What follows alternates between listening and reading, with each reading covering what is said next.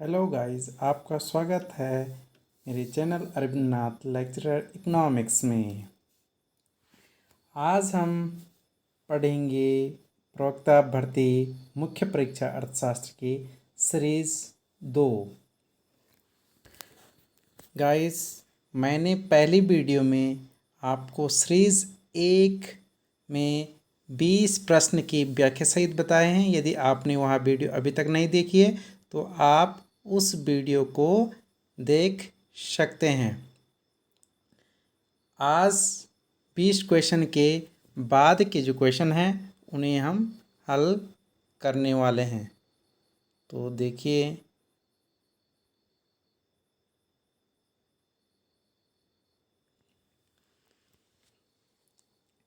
जो पहला क्वेश्चन है आपका वह है कि प्रश्न नंबर 21 केंद्रीय समस्या है। साधनों का आवंटन, साधनों का कुशलतम उपयोग, आर्थिक विकास कैसे हो, इनमें से सभी यानी सभी। तो केंद्रीय समस्या के अंतर्गत कौन सी समस्याएं आती है? साधनों का आवंटन, साधनों का कुशलतम उपयोग, आर्थिक विकास कैसे हो। तो इसका जो राइट आंसर हो जाएगा वो क्या होगा? Option number D. Option number D है कि सभी में से सब, यानी जो केंद्रीय समस्याएं, जो मूलभूत समस्या हैं अर्थशास्त्र में, वो क्या है कि साधनों का आवंटन कैसे हो, साधनों का कुशलतम उपयोग कैसे हो और आर्थिक विकास कैसे हो। नाउ द क्वेश्चन नंबर 2 है साधनों के आवंटन से संबंधित समस्या है, यानी साधनों का आवंटन से संबंधित समस्या क्या है। ऑप्शन ए है क्या उत्पाद करें, बी कैसे उत्पाद करें, सी है किसके लिए उत्पादन करें और डी है ऑल।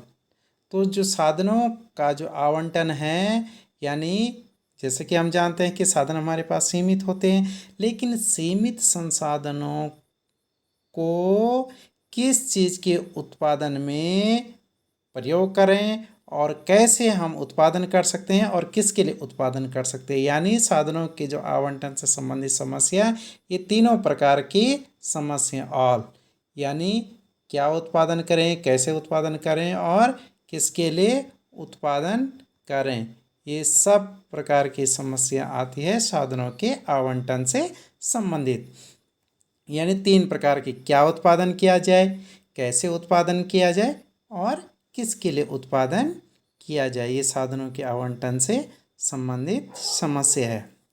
क्योंकि आपको पता है कि जो हमारी आवश्यकताएं कैसी होती है, अनंत होती है, लेकिन साधन हमारे पास सीमित होते हैं। तो सीमित साधनों में हमने चयन करना है, चुनाव करना है कि हमको किस प्रकार की वस्तुओं का उत्पादन करना हमारे लिए लाभदायक रहेगा और जिस वस्तु का हम उत्पादन करने जा रहे हैं वो किस तरीके से उसका उत्पादन कर सकते हैं, यानी कौन सी विधि के अनुसार हम उसे उत्पादन कर सकते हैं, कैसे उत्पादन और किसके लिए उत्पादन का मतलब है, क्या निजी व्यक्तियों के लिए किया जाए या सार्वजनिक व्यक्तियों के लिए किया जाए, यानी किन के लिए यह उत्पादन किया जाए, ये हमारे लिए एक समस्या है। तो आइए क्वेश्चन नंबर 23 पे, चुनाव की समस्या या दुर्लभता की समस्या पर आधारित परिभाषा किसने दी है। तो ये परिभाषा किसने दी है? आंसर नंबर ए, रॉबिन्सन ने।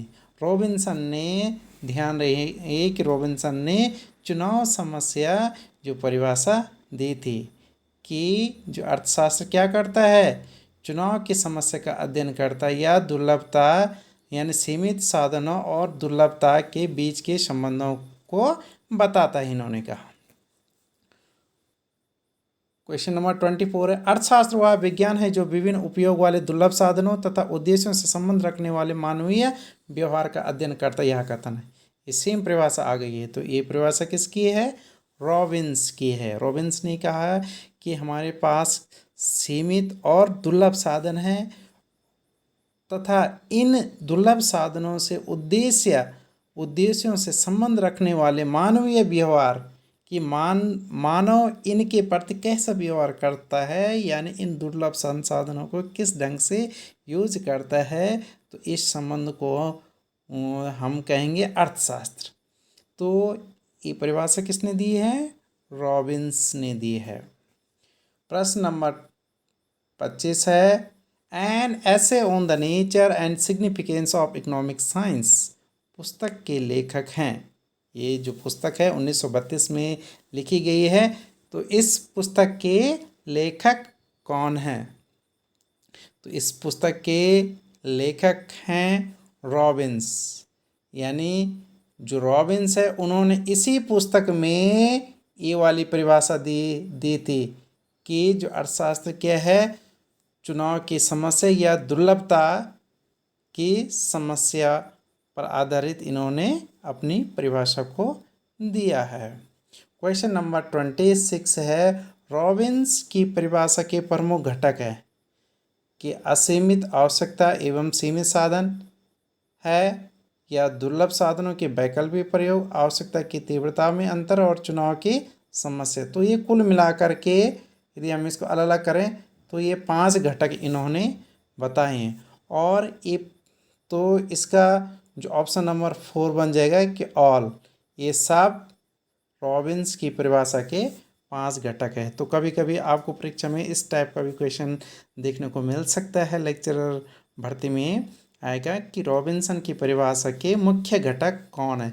तो ये 5 घटक में से आपको कोई से भी 4 घटक दे सकता है या फिर कोई से 2 घटक दे सकता है और बोलेगा कि कितने कि कौन से घटक सही हैं या कौन सा गलत है, या हो सके कि 3 घटक तो उसने सही वाले दे दिया और एक घटक कुछ इनसे हट करके दे सकता है एग्जाम में विकल्प के रूप में। तो आपको ये 5 घटक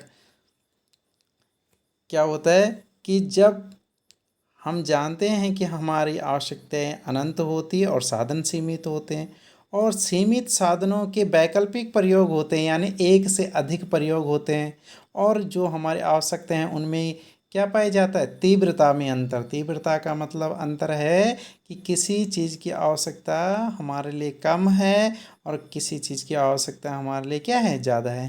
जैसे खाने की आवश्यकता की तीव्रता हमारे लिए ज़्यादा है, लेकिन यदि गाड़ी की आवश्यकता लगाएं तो गाड़ी की आवश्यकता की जो तीव्रता है हमारे लिए वह कम होगी। तो इनके कारण से क्या होता है कि चुनाव की समस्या उत्पन्न हो जाती है कि भाई हमको गाड़ी लेना है या फिर जो चावल लेना है। तो ये हमारे सामने क्या है? चुनाव की समस्या तो है। तो हम अपना दिमाग लगाएंगे कि भाई हमारे लिए जिस चीज़ की तीव्रता ज़्यादा होगी हम उस चीज़ को हम यूज़ करेंगे पहले, यानी पहले हम उसे संतुष्ट करने की कोशिश करेंगे। इस प्रकार से हम कह सकते हैं कि रॉबिन्सन की परिभाषा में प्रमुख 5 घटक हैं। तो गाइस आप इन 5 घटकों को लर्न कर सकते हैं, अपने दिमाग में बसा सकते हैं, और इसी के कारण से चुनाव की समस्या कहते हैं, और इस चुनाव की समस्या को ये हम क्या कहते हैं? अर्थशास्त्र कहते हैं। ठीक है, अब बात करते हैं हम प्रश्न नंबर 27 की। 27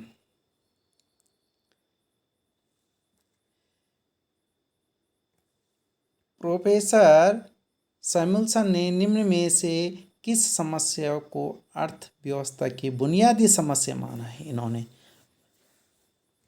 क्या है?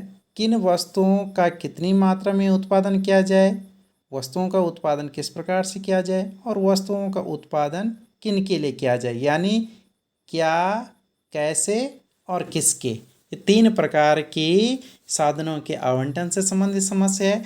तो ये समस्या किसने बोली है? जो अर्थव्यवस्था की बुनियादी समस्या इन्होंने कहा। किसने कहा? सैमुअल्सन ने कहा कि ये अर्थव्यवस्था की क्या है? बुनियादी समस्या, यानी क्या, कैसे और किसके लिए। ये कैसी समस्या है? बुनियादी समस्या। तो इसका आंसर क्या क्या हो जाएगा? ऑप्शन नंबर डी हो जाएगा। सभी क्या है? करेक्ट है। ठीक है गाइस, नाउ क्वेश्चन नंबर 28, उस केंद्रीय समस्या की पहचान कीजिए जो उत्पादन की जाने वाली वस्तुओं की मात्रा से संबंधित है। क्या उत्पादन किया जाए, कैसे उत्पादन किया जाए, किसके लिए उत्पादन किया जाए। तो इसका आंसर क्या हो जाएगा? Answer number A. इन उत्पादन से संबंधित कौन से, इन वस्तुओं के उत्पादन की मात्रा से संबंधित कौन सी मात्रा।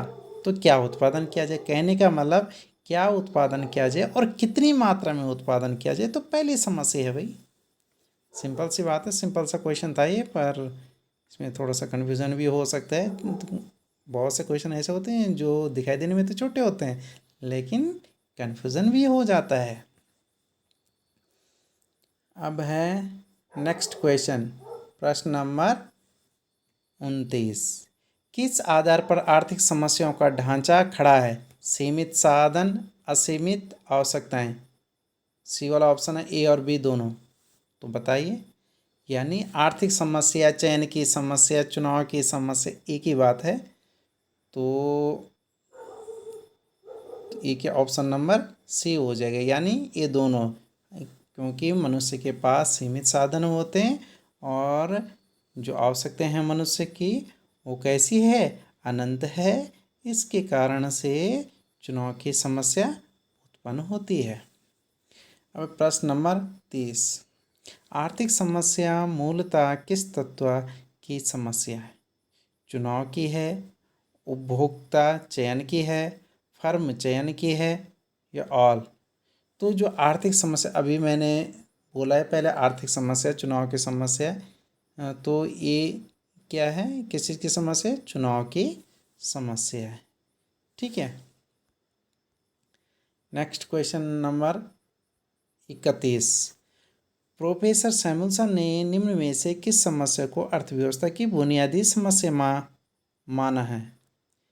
यानी किन वस्तुओं का कितनी मात्रा में उत्पादन किया जाए, वस्तुओं का उत्पादन किस प्रकार से हो और वस्तुओं का उत्पादन किन के लिए किया जाए। तो इसका राइट आंसर क्या हो जाएगा? Option number D. ये क्वेश्चन 2 बार आ गया है। नाउ अब प्रश्न नंबर 32। एक अर्थव्यवस्था में शिक्षा का महत्व जानकर लोगों ने अपने बच्चों की शिक्षा पर बहुत ध्यान देना शुरू कर दिया।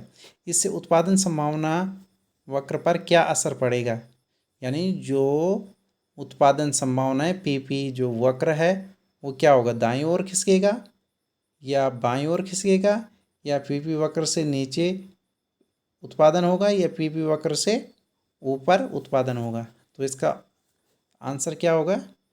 Option number A. और ए वाला ऑप्शन क्या है कि दाईं ओर खिसक जाएगा। ये हमारा उत्पादन संभावना वक्र है। यदि लोग क्या करेंगे, शिक्षा में क्या करेंगे, ज़्यादा जोर लगाएंगे, हैं, जोरों का झटका, हैं, तो क्या हो जाएगा इसमें, इसमें जो उत्पादन संभावना वक्र है वो दाईं ओर खिसक जाएगा, हैं, दाईं ओर ऊपर की ओर खिसक जाएगा। क्लियर हो गया? कहने का मतलब है अधिक उत्पादन उसे संभव हो सकेगा। अब है प्रश्न नंबर 40 है, सर्वश्रेष्ठ त्यागा गया विकल्प कहलाता है? सीमित सीमांत लागत कहलाता है, अवसर लागत कहलाता है, या अल्पकालिक लागत कहलाता है, या नन, यानी इनमें से कोई नहीं। तो इसका राइट आंसर क्या होगा? सर्वश्रेष्ठ जो त्यागा गया विकल्प है वो कहलाता है अवसर लागत। यानी इसका जो राइट आंसर हो जाएगा वो ऑप्शन नंबर बी है। अब अवसर लागत के बारे में आपको थोड़ा सा डीप जानकारी दे देता हूँ। यदि कोई व्यक्ति है वह चपरासी, यदि वह बनता है और वह कितना कमाता है, 5,000 रुपये कमाता है। यदि कोई क्या बनता है, क्लर्क बनता है और वह 10,000 रुपये महीने के हिसाब से कमाता है। यदि कोई टीचर बनता है और वह 20,000 रुपये महीने के कमा सकता है। तो बताओ आप कि कोई व्यक्ति इन तीनों ऑप्शन में से क्या चुनेगा? सीधी सी बात है, वह टीचर बनना क्या करेगा, पसंद करेगा, क्योंकि इसमें अधिक सैलरी मिल रही है उसे। लेकिन इसके लिए उसको त्याग भी करना पड़ा। तो बताओ त्याग क्या करना पड़ा, या तो वह चपरासी और क्लर्क की नौकरी को उसको छोड़ना पड़ेगा, तब वह क्या करेगा, टीचर बन सकता है। तो ऐसी कंडीशन में क्या होगा कि सर्वश्रेष्ठ विकल्प कौन सा है इन दो विकल्पों में से, यानी छोड़ना तो उसे ये दो नौकरी को छोड़ना पड़ेगा, यानी चपरासी की नौकरी भी छोड़नी पड़ेगी और साथ में क्लर्क की नौकरी भी छोड़नी पड़ेगी। लेकिन इनमें सर्वश्रेष्ठ जो विकल्प है वो कौन सा है, क्लर्क। यानी तो अवसर लागत क्या होगी, यानी टीचर की जो अवसर लागत है, यदि वह टीचर बनना चाहता है तो टीचर की जो लागत क्या हो जाएगी, वो जितनी क्लर्क की जो सैलरी यानी 10,000 रुपये, ये जो 10,000 रुपये उसकी क्या होगी, यानी उसकी अवसर लागत कहलाएगी। यानी प्राप्त करने वाली वस्तु की सर्वश्रेष्ठ त्यागा गया जो विकल्प है उसे हम क्या कहते हैं, अवसर लागत। तो आशा है कि आप जो है अवसर लागत को भली भांति समझ चुके होंगे। मैंने एक सुंदर सा आपको एग्जाम्पल दे दिया है। नाउ क्वेश्चन नंबर 41, अवसर लागत का सिद्धांत संबंधित है मार्शल से, हैबलर से है, या केन से, या नन, इनमें से कोई नहीं। तो बताओ इसका राइट आंसर क्या होगा, हैबलर से। नाउ क्वेश्चन नंबर 42, किसी एक्स वस्तु की एक अतिरिक्त इकाई को प्राप्त करने के लिए दूसरी वस्तु वाई की मात्रा में कुछ त्याग करना पड़ता है। इन दोनों के अनुपात को कहते हैं, इन दोनों के अनुपात को क्या कहते हैं, अवसर लागत कहते हैं इनको, या सीमांत अवसर लागत कहते हैं, या उत्पादन लागत कहते हैं, या अभिष्ट लागत कहते हैं। तो क्या होगा इसका राइट आंसर, क्या होगा, सीमांत अवसर लागत। यानी किसी वस्तु को प्राप्त करने के लिए दूसरी वस्तु को हमें त्याग करना पड़ता है, तो इन प्राप्त करने और त्यागी गई मात्रा का जो अनुपात है उसे हम कहेंगे सीमांत अवसर लागत। इसे हम नीचे एक उदाहरण की सहायता से पूरा क्लियर कर देंगे। अब है प्रश्न नंबर 43, सीमांत अवसर लागत का सूत्र है, यानी marginal opportunity cost, MOC, delta Y upon delta X. यहाँ पर डेल्टा वाई क्या है, वाई वस्तु के रूप में होने वाली हानि, और डेल्टा एक्स का मतलब है एक्स वस्तु के रूप में होने वाला लाभ। यानी नीचे लाभ आता है और ऊपर क्या आते हैं, हानि। यानी जिस वस्तु की आपको हानि उठानी पड़ रही है और जिस वस्तु को आप पाना चाह रहे हैं, यानी लाभ, यानी हानि बटे लाभ, यदि हम कर देंगे तो हमको क्या प्राप्त हो जाएगा, इन दोनों के अनुपात को हम बोलेंगे सीमांत अवसर लागत। इसे हम एक उदाहरण के तौर पे समझ जाते हैं कैसे, ठीक है। तो देखो ये संयोग दे रखे ABC, ये गेहूं का उत्पादन पहले 0 क्विंटल हो रहा था, अब 1 क्विंटल, फिर 2 क्विंटल, मशीन का 50, 45 और 35, और सीमांत अवसर लागत हमको निकालनी। यहाँ पर देखो, यहाँ पर यदि हम बात करते हैं तो इसको मैं थोड़ा जूम कर लेता हूँ। ये आप पर देख रहे होंगे कि जब 0 क्विंटल गेहूं का उत्पादन आप लोग कर रहे हैं तो यहाँ पर देखो मशीन 50 क्विंटल, तो यहाँ पर 0 और 50 का अनुपात कितना है, 50 और 0, तो यानी कुछ नहीं है, मतलब एक की ईद है और 50 ही है, ये तो 0 है। अब जब आप क्या करें 0 से 1, यानी गेहूं को आप 0 से 1 इकाई का उत्पादन कर रहे हैं, यानी एक इसे क्विंटल मान सकते हैं, इकाई मान सकते हैं, 1 क्विंटल का यदि आप क्या कर रहे हैं उत्पादन कर रहे हैं, तो यहाँ क्या करना पड़ेगा आपको, मशीन का थोड़ा घटाना पड़ेगा, यानी 50 से 45 करते हैं।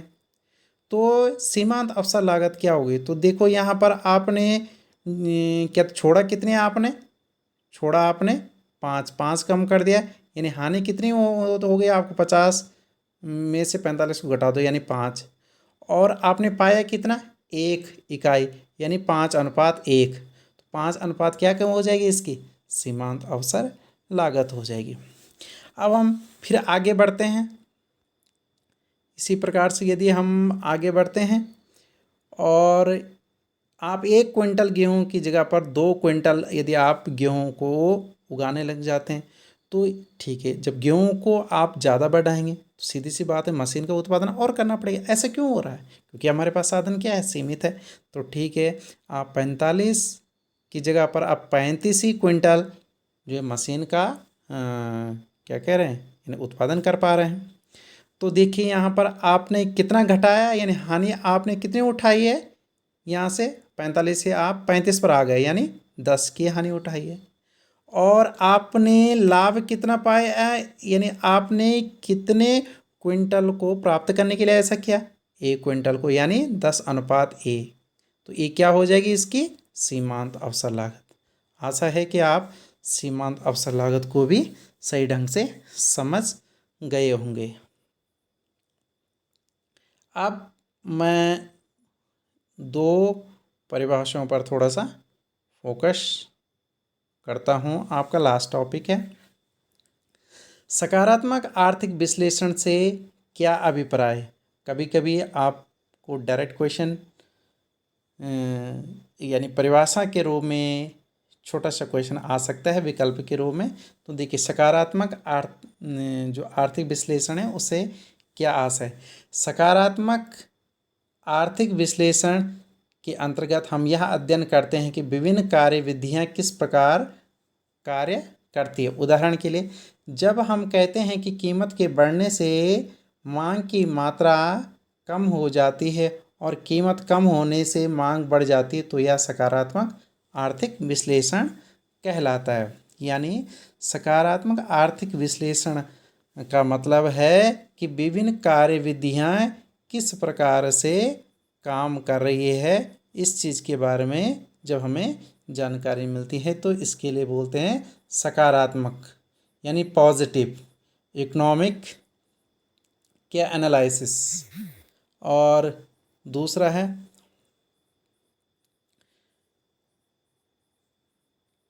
अब हम बात करेंगे दूसरे की आदर्शक आर्थिक विश्लेषण। आदर्श इसमें बात हो रखी है। तो आदर्श जैसा हम बोलते हैं ना कि वह एक आदर्श स्टूडेंट है, वह एक आदर्श टीचर है, तो इससे ही आप इसे समझ सकते हैं कि ये आदर्श आर्थिक विश्लेषण में हम यह समझाने का प्रयत्न करते हैं कि ये विधियाँ हमारे अनुकूल हैं या नहीं है, यानी कौन अनुकूल है कौन नहीं है। जैसे उदाहरण के लिए जब हम कहते हैं कि सिगरेट और शराब की मांग कम करने के लिए उनके ऊपर क्या करना चाहिए, कर की दरें बढ़ानी चाहिए, तो यह आदर्शक स्थिति है। यानी जब हमारे लिए अनुकूल है और नहीं है, पर हम क्या करते हैं फोकस करते हैं, तो वह अर्थशास्त्र क्या कहलाता है, आदर्शक अर्थशास्त्र। जो क्या अनुकूल है क्या अनुकूल नहीं है, यानी क्या अच्छा है क्या बुरा है, जो इस चीज़ के बारे में हमें ज्ञान देता है। और अच्छा है तो क्यों अच्छा है, और बुरा है तो क्यों अच्छा है, यदि अच्छा चाहना है तो इस चीज़ के लिए क्या किया जा सकता है। जो इन सब बातों का अध्ययन करता है उसे कहते हैं आदर्शक अर्थशास्त्र या आदर्शक आर्थिक विश्लेषण। तो गाइस आज की वीडियो आपको कैसी लगी। आप इस वीडियो इसके जितने नोट्स हैं आप उनकी क्या कहते हैं स्क्रीनशॉट भी ले सकते हैं। ये है पहला पेज, आप इसकी स्क्रीनशॉट ले सकते हैं। ये है दूसरा पेज, आप इसकी भी स्क्रीनशॉट ले सकते हैं। और ये है तीसरा पेज, आप इसकी भी ले सकते हैं। और लास्ट वाला है ये वाला पेज। तो गाइस आज की वीडियो आपको पसंद आई होगी। यदि आपने मेरे चैनल को अभी तक सब्सक्राइब नहीं किया है तो इस चैनल को सब्सक्राइब कीजिए। All the best. Thank you much.